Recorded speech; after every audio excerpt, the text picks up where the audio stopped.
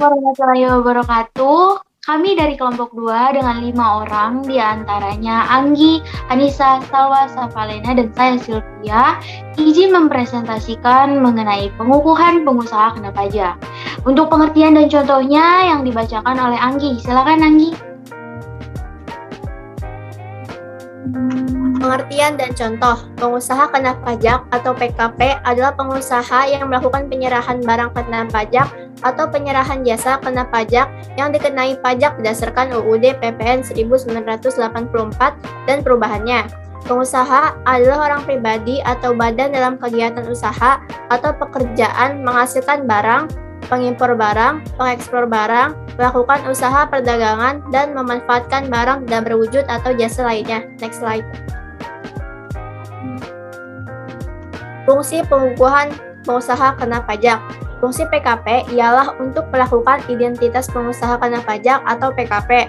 Fungsi lain dari PKP juga untuk melaksanakan hak dan kewajiban di bidang pajak pertambahan nilai atau bisa kita sebut dengan PPN, pajak penjualan atas barang mewah, serta pengawasan administrasi perpajakan.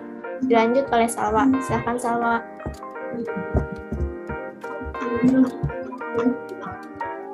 Baik, untuk yang wajib melaporkan usaha untuk dikukuhkan sebagai PKP adalah yang pertama, orang pribadi sebagai usahawan dan badan wajib melaporkan usahanya untuk dikukuhkan sebagai PKP sebelum melakukan penyerahan barang kena pajak dan atau jasa kena pajak bagi yang memenuhi ketentuan sebagai pengusaha kena pajak.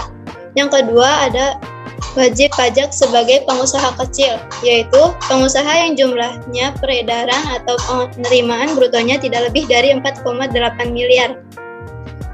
Next slide, ada keuntungan. Pengusaha akan dinilai memiliki sistem yang lebih baik serta legal secara hukum karena sudah menjadi PKP dan tertib membayar pajak.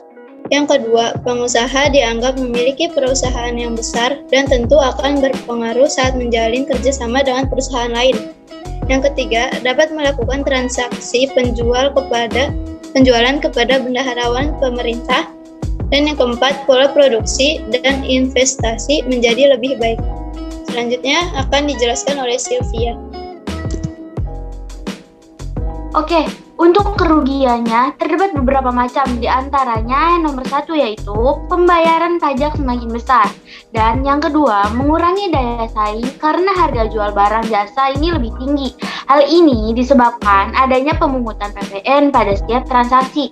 Setiap penyerahan barang kena pajak atau jasa kena pajak harus ditambah dengan PPN. Yang ketiga, menambah kerumitan dari risiko sanksi yang lebih besar. Kerumitan yang dimaksud di sini terkait aturan-aturan dalam laporan pajak, serta adanya risiko sanksi apabila ada keterlambatan dalam membayar pajak ataupun kesalahan pada faktur. Selanjutnya untuk syarat dibacakan oleh Azahra. Baik, Sylvia, makasih. Ada syarat. 1. Memiliki pendapatan bruto atau omset dalam 1 tahun buku mencapai 4,8 miliar. Yang kedua, melewati proses survei yang dilakukan KPP atau KP2KP tempat pendaftaran. Yang ketiga, melengkapi dokumen dan syarat pengajuan. Next slide. Ada sanksi.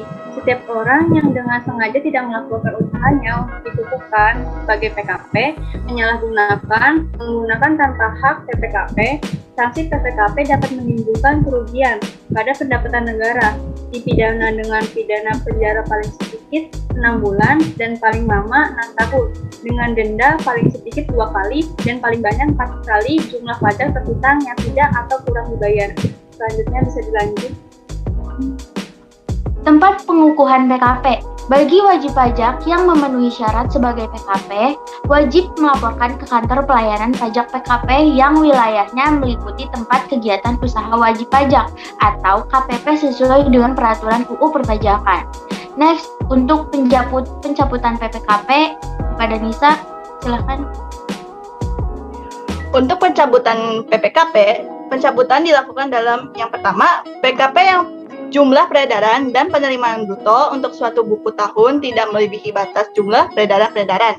Yang kedua, penerimaan bruto untuk pengusaha kecil rupiah setahun dalam rupiah. Ikut jawaban dan pertanyaan-pertanyaan yang kami kelompok 2 kerjakan. Nomor 1, untuk pertanyaannya, bagi wajib pajak dengan sengaja tidak mendaftarkan diri atau menyalahgunakan penggunaan hak tanpa NPWP dan pengukuhan PKP sehingga bisa menimbulkan kerugian pada pendapatan negara diancam dengan hukuman. Silakan jawab. Dan selanjutnya untuk nomor 2. Nomor 2, berapa minimal wajib pajak pengusaha kecil menerima penghasilan bruto? Yang pertama, 3,8 miliar, yang B, 4,8 juta, yang C, 3,8 juta, yang D, 4,8 miliar. Selanjutnya nomor 3.